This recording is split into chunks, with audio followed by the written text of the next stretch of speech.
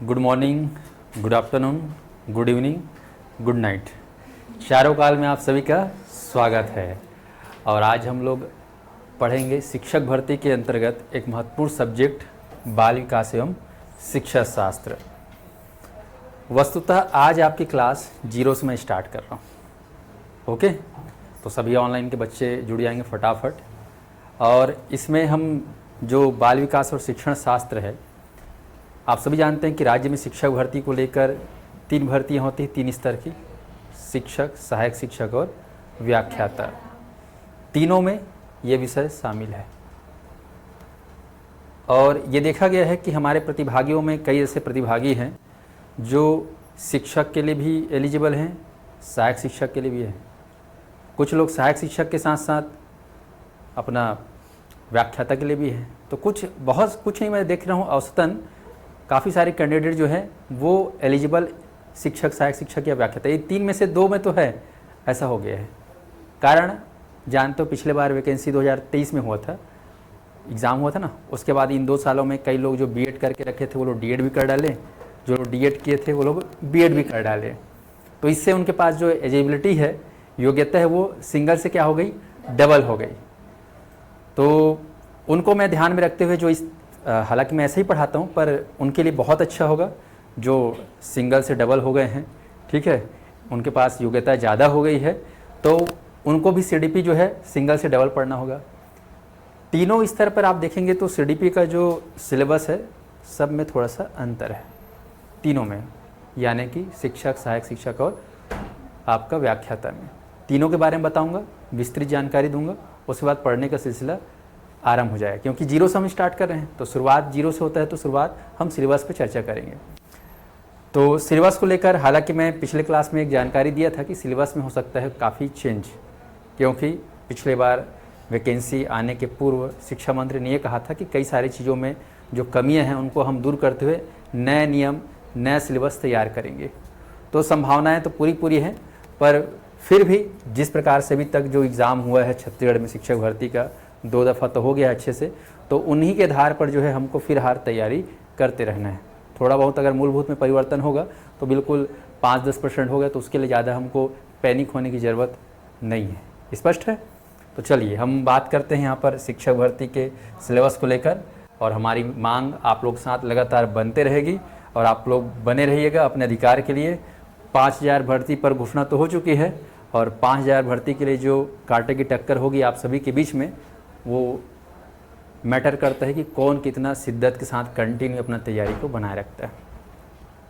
तो सबसे पहले मैं आप लोगों को जो है सिलेबस सीडीपी का नहीं बल्कि सीडीपी के साथ साथ कंप्लीट डिस्कस करूंगा शिक्षक का, यानी कि टीचर, जिसको हम लोग सरल भाषा में क्या बोल देते हैं, वर्ग 2।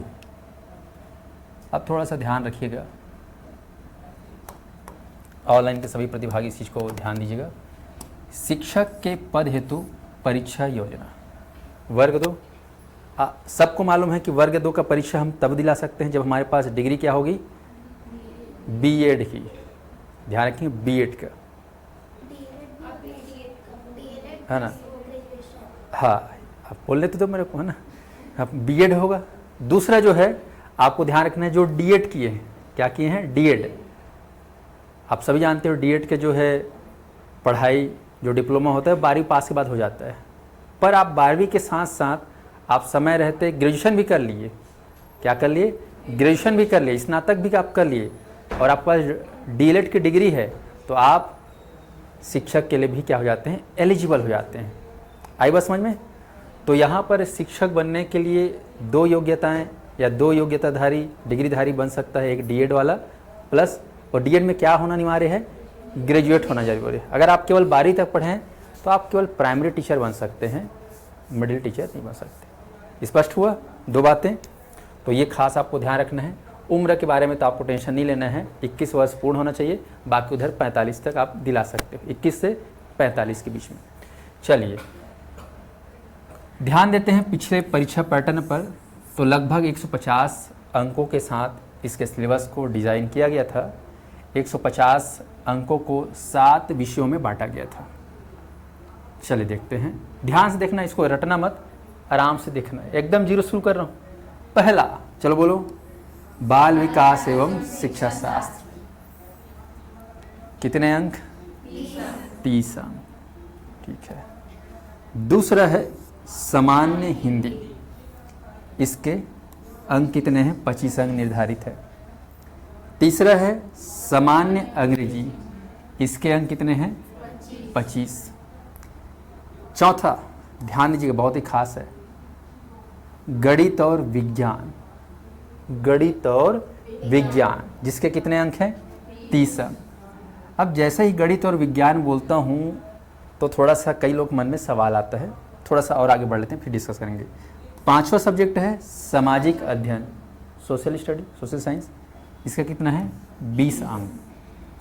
अब ध्यान दीजिएगा, गणित और विज्ञान, सामाजिक अध्ययन, जब हम राज्य का सीजीटेट दिलाते हैं, गौर करिएगा, आप लोग दिलाए हो, तो सीजीटेट दिलाते हैं तो पेपर 2 कहना चाहिए शिक्षक के लिए।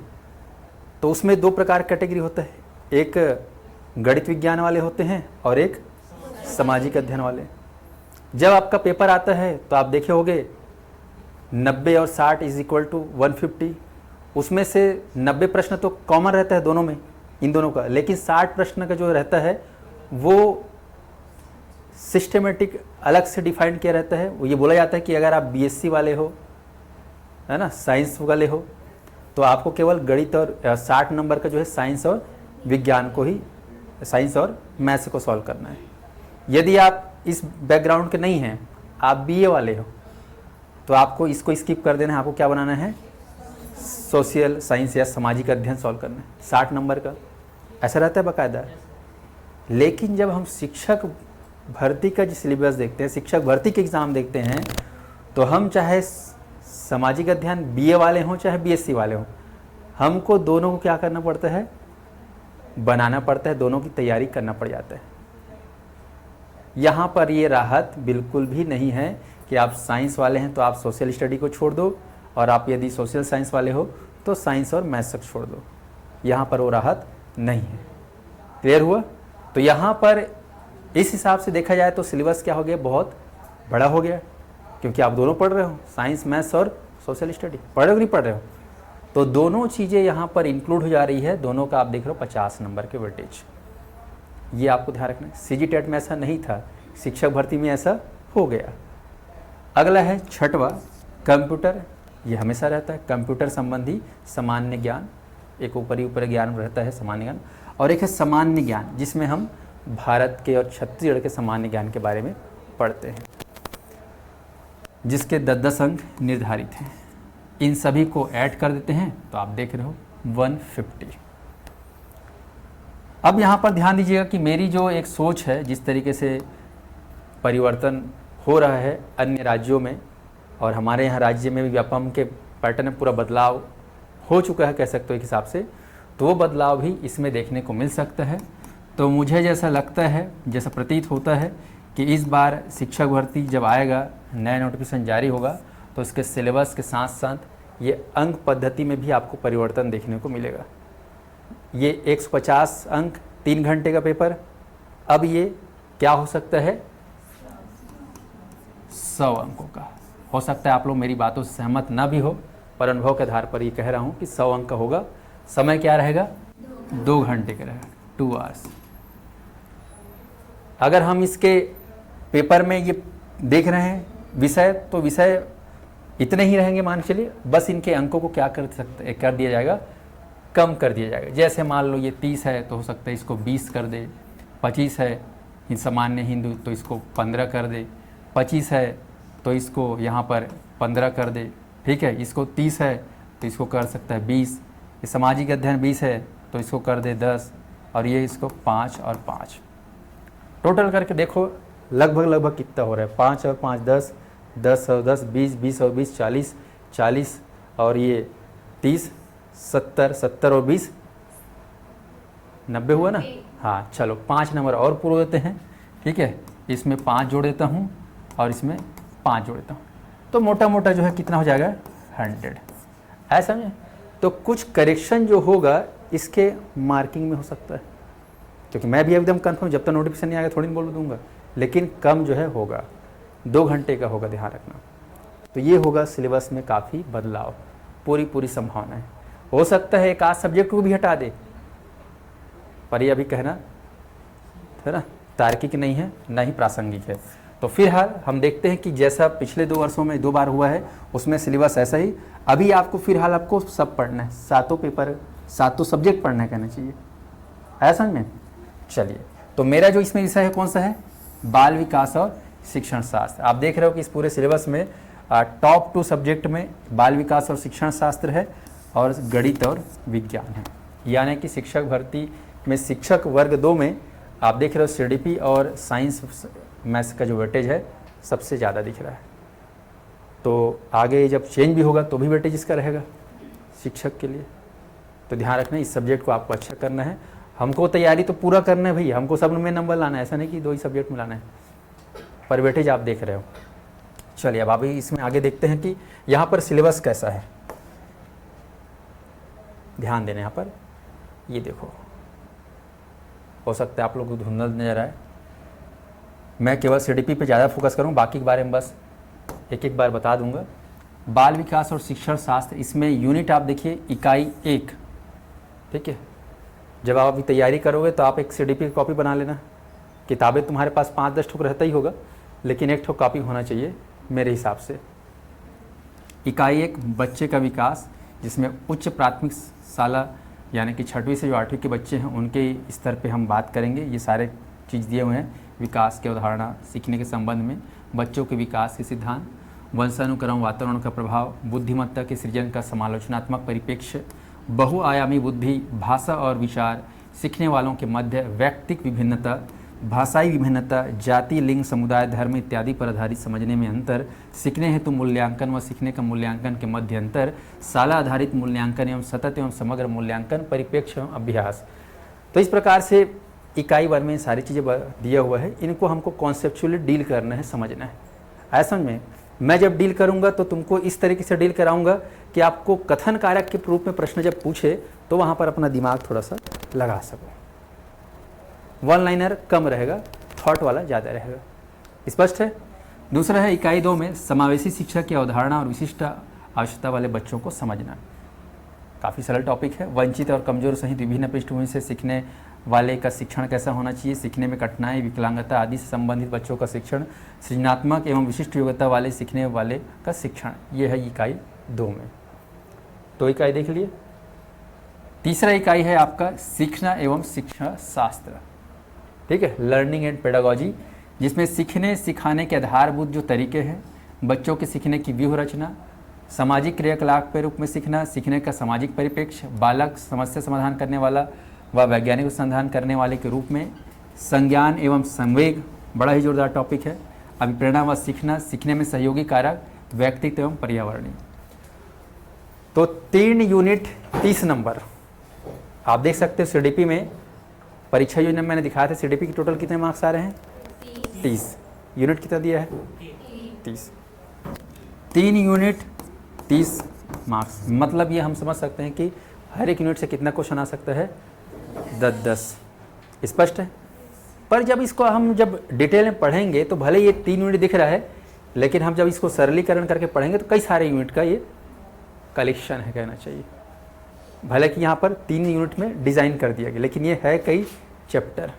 ऐसा मैं इसको 20 चैप्टर बना कर पढ़ाऊँगा, बच जाएगा। ध्यान रखना इस बात को, 20 चैप्टर लेकर पढ़ेंगे। तो ये है सीडीपी के बारे में 30 अंक। उसके बाद आप देख रहे हैं अगला है भाषा हिंदी, जिसे कितने अंक निर्धारित है, लगभग परीक्षा यूनिट में कितना दिखाया था 25 अंक। काफ़ी स्कोरिंग है। तो इसमें ग्रामर आप देख रहे हो, वर्ण विचार, शब्द विचार, पद भेद, वाक्य परिचय, विराम चिन्ह, रचना, अपठित भाषाई कौशलों का अध्ययन, ये हिंदी में है खास। उसके बाद अंग्रेजी है। अंग्रेजी में आप देख रहे कॉम्प्रिहेंशन, जिसमें verbal ability, non verbal ability, grammar, pedagogy, language development कैसा होना चाहिए उसको लेकर, स्किल को लेकर इसमें बात किया गया है। तो हिंदी और अंग्रेजी दोनों पढ़ना है। उसके बाद है गणित और विज्ञान। गणित और विज्ञान में आप देखेंगे तो इसमें इकाई 1 में कोई मैथ्स का फार्मूला वाला नहीं पढ़ना है। हमको क्या पढ़ना है यहाँ पर, गणित कैसे पढ़ाना चाहिए प्रभावी तरीके से, ताकि बच्चों को समझ में आए। समझे। प्रभावी तरीके से कैसे पढ़ाएं, इसके बारे में जो है सीखने सिखाने को लेकर क्या है, पेडागोजी। मैथ्स का क्या है इसमें, पेडागोजी। उसमें आप फिर उसके बाद दूसरा जो यूनिट है इसमें चालू हो जाता है थोड़ा सा मैथमेटिक नेचुरल वाला, घातांक, बीजी व्यंजक, गुणनखंड, समीकरण, श्रेणियाँ, है ना, ठीक है, अर्थमेटिक प्रोग्रेशन वगैरह। तो यहाँ पर ये मैथ्स इकाई 2 में प्योर, इकाई 3 में भी क्या है, प्योर मैथ्स है, ब्याज, है ना, ये सरल ब्याज, चक्रवृद्धि ब्याज, अनुपात समानुपात, रेशियो वाला, परसेंटेज, ये सारा जनसंख्या विधि, समय दूरी, टाइम डिस्टेंस वाला है। इकाई 4 ये भी पूरा जियोमेट्री आपको देखने को मिलेगा, ट्रायंगल व्रेंगल, रेखा कोण रेखाखंड। इकाई 5 में देख रहे हो ये भी पूरा जियोमेट्री है। इकाई 6 ये स्टैटिक्स है पूरा। तो इस प्रकार से 6 यूनिट आप देख रहे हो मैथ्स के, साइंस और विज्ञान में 6 यूनिट पूरा मैथ्स पे रिलेटेड है। फिर इकाई 7 से चालू हो जा रहा है आपका विज्ञान, मतलब बायो कह सकते हो, सजीव। और देखिए यहाँ पर इकाई 8 ये आप बल और गति जो कि फिजिक्स का पोर्शन कह सकते हो। 9 प्रकाश, ये भी फिजिक्स का पोर्शन है। 10 विद्युत, ये भी फिजिक्स का पोर्शन है। उसके बाद विज्ञान, हाँ ये फिजिक्स का पोर्शन है। और बड़ा ही इंटरेस्टिंग है ना, पदार्थ संरचना, ये आपका केमिस्ट्री है ना, कैसे मैटर स्ट्रक्चर रहता है। तो ये पदार्थ संरचना, तत्व, यौगिक मिश्रण आप देख रहे हो, रासायनिक पदार्थ आप देख रहे हो। तो अब आप लोग बोलोगे यार हम लोग तो मैथ्स बैकग्राउंड साइंस वाले है ही नहीं, तो हमारे लिए बहुत जटिल होगा क्या? नहीं, एकदम कोई तूफानी वाला पार्ट नहीं पढ़ना है, बिल्कुल सामान्य रूप से पढ़ना है समझ में, पर पढ़ना है। चले, अब साइंस वालों को मान लो ये वाला दिख गया क्या, सामाजिक अध्ययन, लेकिन आर्ट्स वाले भारी खुश देख के, क्योंकि जीवन भर ही पढ़ते आए है ना। तो देखो इसमें सामाजिक अध्ययन में क्या है, कितने यूनिट दिख रहे हैं यहाँ पर, 8 यूनिट। इकाई 1 भारतीय समाज, इकाई 2 भारतीय सभ्यता संस्कृति, इकाई 3 मौर्य साम्राज्य गुप्त साम्राज्य, इकाई 4 भक्ति और सूफी आंदोलन, इकाई 5 मुगल साम्राज्य ब्रिटिश शासन, भारतीय संविधान भी है। हिस्ट्री बहुत दिख रहा है इसमें, देखो पूरा शुरू के 6 यूनिट क्या है, इंडियन हिस्ट्री। उसके बाद भारतीय संविधान एक टॉपिक लिखा है, लेकिन इसमें लिखा हुआ है भारतीय संविधान की विशेषताएँ। बोलने सब कुछ आ जाता है ना विशेषताएँ बोलने से, भले यहाँ पे लिख दिए भारतीय संविधान की विशेषताएँ, दुनिया भर की विशेषता है भाई, पूरा संविधान अपने आप में विशेषताओं से भरा पड़ा है। पर देख और दिया है मूल अधिकार एवं कर्तव्य, लेकिन पढ़ना है पूरा संविधान को, कम से कम ऊपर ही ऊपर, लेकिन पढ़ना पूरा है। और उसी के अंतर्गत इकाई 8 व्यवस्थापिका, कार्यपालिका और न्यायपालिका। तो संविधान में हम जानते हैं कि किस प्रकार से व्यवस्थापिका है, न्यायपालिका है और कार्यपालिका है। उसके बाद आप देखेंगे इकाई 9 10 इसमें आप देखेंगे भारत का भूगोल, आपको देखने को मिले भारत के भूगोल में पृथ्वी के प्रमुख घटक, भारत के अध्ययन में भारत के जियोग्राफी आप देखें, हरित क्रांति, बहुउद्देशीय उद्योग, मानव संसाधन, जलवायु, भारत का अध्ययन। उसके बाद फिर इकाई 11 और 12 छत्तीसगढ़ का भूगोल भी डाल दिए, छत्तीसगढ़ का इतिहास पूरा डाल दिए। तो छत्तीसगढ़ का पूरा भूगोल है ना, और छत्तीसगढ़ का पूरा क्या डाल दिया है, इतिहास, देख लो। तो यहाँ पर आप देख रहे हो सामाजिक अध्ययन में छत्तीसगढ़ का भूगोल, छत्तीसगढ़ का इतिहास भी है जो एक नया हो जाता है, बाकी भारत और इतिहास और संविधान भी है। और फिर आखिर 13 में क्या है, शैक्षणिक मुद्दे, यानी कि पेडागोजिकल इशू, कैसा होना चाहिए पढ़ाने का तौर तरीके, ये सारा चीज़ें सामाजिक विज्ञान कक्षा ये सारा चीज़ तो समझ में आ रहा है इस प्रकार से। उसके बाद है और भी आपको पढ़ना है, क्योंकि आपको ज्ञानी पुरुष बनना है। क्या बनना है आपको, ज्ञानी पुरुष बनना है, शिक्षक की भूमिका पे आ रहे हो, तो आपको और क्या पढ़ना है, कंप्यूटर का ज्ञान। दुनिया डिजिटल पे आ गई है, AI पे आ गई, तो आपको ज्ञान होना चाहिए, तो कंप्यूटर की सामान्य जानकारी होना चाहिए। इसके बाद और भी बचा हुआ है, महान ज्ञानी बनना है, ठीक है।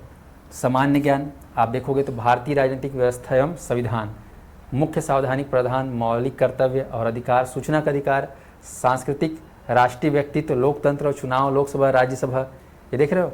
भारतीय इतिहास और राष्ट्रीय आंदोलन पूरा और डिटेल पढ़ना है, आधुनिक मॉडर्न हिस्ट्री। भूगोल छत्तीसगढ़ कक्षा 10वीं तक का इस तरह का सामान्य भूगोल, भारत और विश्व का भूगोल पढ़ना है, दुनिया को भी जानना है जनवाने के लिए। भारतीय अर्थव्यवस्था ही पढ़ना है, बच गया था ये भी, तो इंडियन इकोनॉमिक्स भी पढ़ना है। सामान्य विज्ञान पूरा 10वीं तक के पूरा पढ़ना है बोल रहा है, भौतिकी, रसायन शास्त्र, जीव विज्ञान, छत्तीसगढ़ के सामान्य ज्ञान, भूगोल, इतिहास। तो कुल मिला के आपको क्या बनना है, संपूर्ण विषयों का जानकार, तब आप बनेंगे क्या, लटपट शिक्षक, ऐसा में। तो इस प्रकार से आप देख रहे हो कि सिलेबस में ऐसा कौन सा सब्जेक्ट है जो नहीं है, ये मान लो अपने आप में पीएससी है, अपने आप में क्या है, पीएससी है, यूपीएससी है। तो ध्यान दीजिएगा, इतना बड़ा सिलेबस को आपको पढ़ना है और ये जानते हो सबसे बड़ी बात कि इतने बड़े सिलेबस को कैसे करें पूरा।